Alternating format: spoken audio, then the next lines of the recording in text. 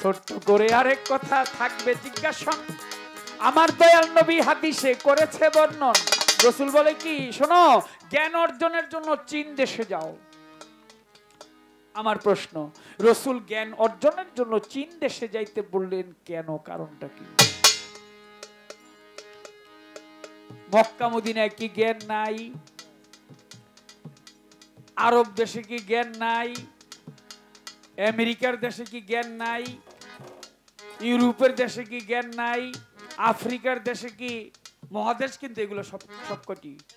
এশিয়ার মধ্যে চীন দেশে যাইতে বললেন যে চীন দেশে গেলে জ্ঞান অর্জন করা যাবে। চীনের কথা বলা হইল কেন? কোন চীনের কথা বলেছে? প্রশ্ন রাখলেন দুইটি। রাসূল বললেন যে জ্ঞান অর্জনের জন্য চীন দেশে যাও।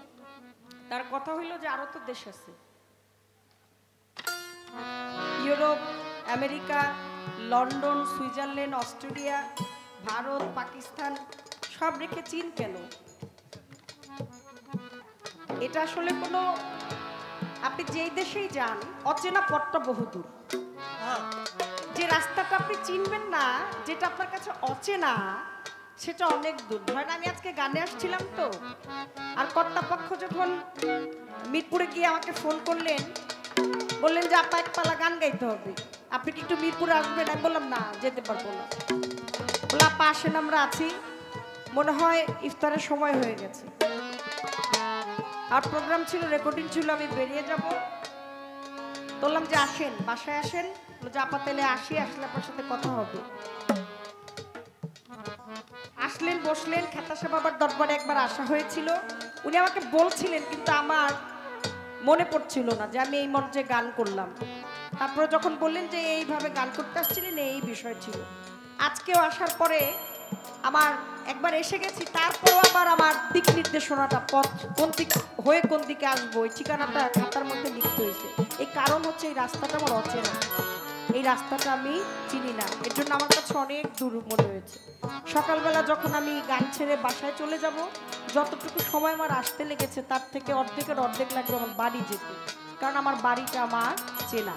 সেজন্য ইউরোপ, আমেরিকা, লন্ডন, সুইজারল্যান্ড যেই দেশই বলেন, ওই দেশটা যদি আপনার চেনা হয় তাহলে আপনার জন্য সহজ হয়ে যাবে, আর যদি আপনি না চেনেন তাহলে আপনার কাছে কঠিন হয়ে যাবে। সাধক রজ্জবালী ডন বলেছে, একজন অচেনারে চিনতে হলে রে আগে বসো অলি আল্লাহর ধ্যানে, আল্লাহর আশিকান বসো অলি আল্লাহর ধ্যানে।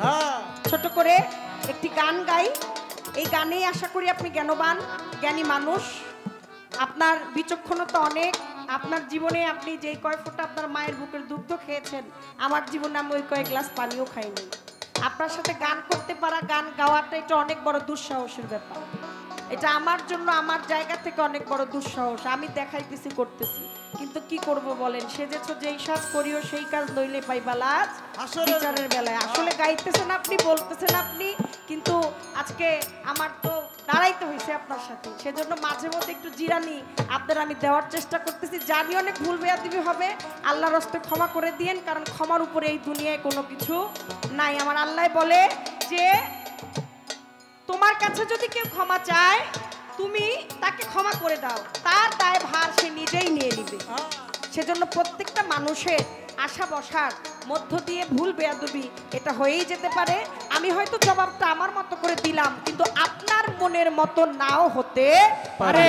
অবশ্যই আপনি একটা কথা জানতে চেয়েছেন, আপনার মনের মধ্যে একটা জবাব, একটা উত্তর আছে, সেজন্যই হয়তো বা আপনার ওই কাছাকাছি যাবে না।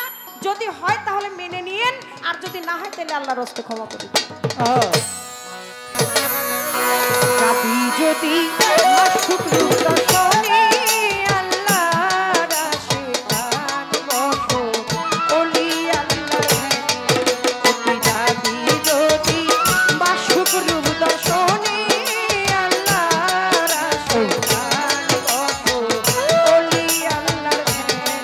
তোরা যাবি যদি মাসুর দর্শনে আল্লাহর আশিকার বসে, এই আল্লাহর ভাবে তোরা যাবি যদি